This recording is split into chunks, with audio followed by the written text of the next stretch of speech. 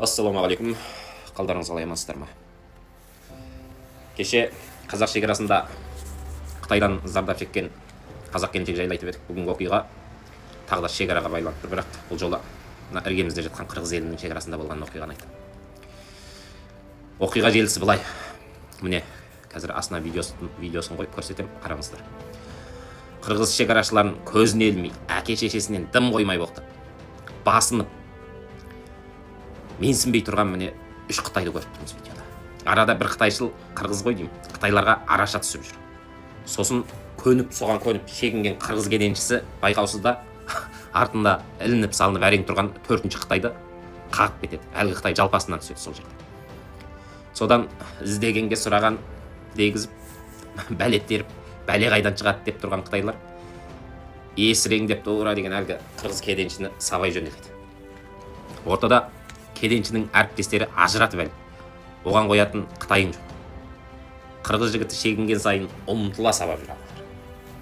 Содан кикілжіңнен қашқан қырғыз жігіті жарайды, кетейін деп қаша жөнеледі ғой. Артынан әлгі қазақ айтып жүреді ғой, қашқанға қатын да батыр дегендей. Қытайлар артынан қуа жөнеледі. Сөйтіп екеуі ара ұрысты. Әлгі жігіт ер екен, батыр екен. Оқ атып әрең тоқтатты астанға.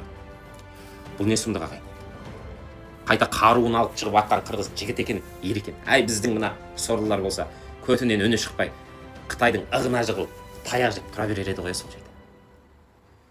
Мына намысын құлқынын айырбастаған қазақ билігінің жуындысын ішіп жүр ғой бұл бейшаралар. Бұларда мен бұндай ерлік күтпеймін де. Бауырлар, оянайықшы. Мен басқа не айтам, оянайықшы. Қытайға қарсы шығайық. Мен бір барып шабуыл жасай қойып, қалпаған жерімізді алып алайық деп жатқан жоқ. Мына елде жүрген қытайларды тайраңдатпай, Қытай экспансиясына қарсы шеруге шығайық. Мына тозығы жетіп, шіріп, өзі күйрейін деп отырған жүйеден әділдік талап етейік. Арасынан бір ұлтын сүйген біреу шығып айтқанымызды орындап қалар.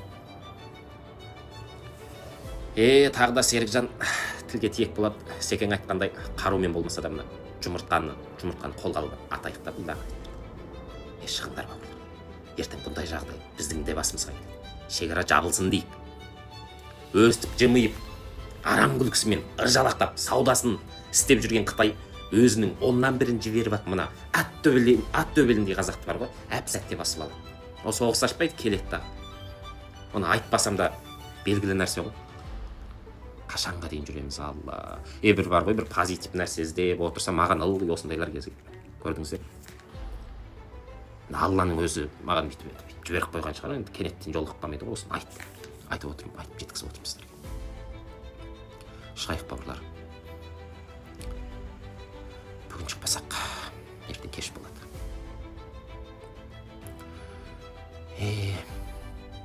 Видеоны бөлісіңіздер, таратыңыздар. Қазақтың есі жиылсын.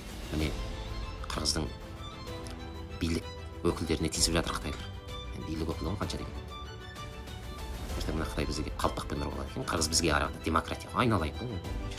Қазіргі жапар мына жолдар болмай жүрген болса, кезінде деген президенттер нәски шауыстырды. Зайырлықты содан күтіп еді екен. Жапарып келді дағы тасталқанын шығарды. Қытайға жығып беріп отырған тағы да жапар, сол көрдіңіз бе? Бірақ қырғыздарға сенемін мен, олар ертең ақ қуып шығады Қытайлар. Біз ұқсап жүрмейді. Ой, адам ғой бұлар да. Адам емес Қытай деген, адам емес, ол Қытай. Түсіндің бе? Адам деп айтпақ. Ешқашан айтып жүр. Аяма бұларды. Сол. Шығыңыздар, көтеріліңіздер, бейбіт шеруге шығыңыздар. Қытай экспансиясына қарсы шығыңыздар. Мына қымбатшылық анау мынау деген нәрсе бар ғой. Арман болып қалады ертең Қытай басымызда, жерімізде. Келеді тағы бірдеңе деп. Мемлекеттің атын қояды тағы Сингапурда кетсе. Жаңада мемлекет құрып отырады. Өзіміз бөліп береміз, амал жоқ. Қытай өкетпейік деп. Малайзияша. Сол. Жақсы сау сәлеметте болыңыздар. Ассалаумағалейкум. Видеоны бөлісіңіздер. Саусақтарыңыз 10 тонна болса да лайк басыңыздар. Сіздермен бірге болған Марғұлан Құрбанғазыұлы.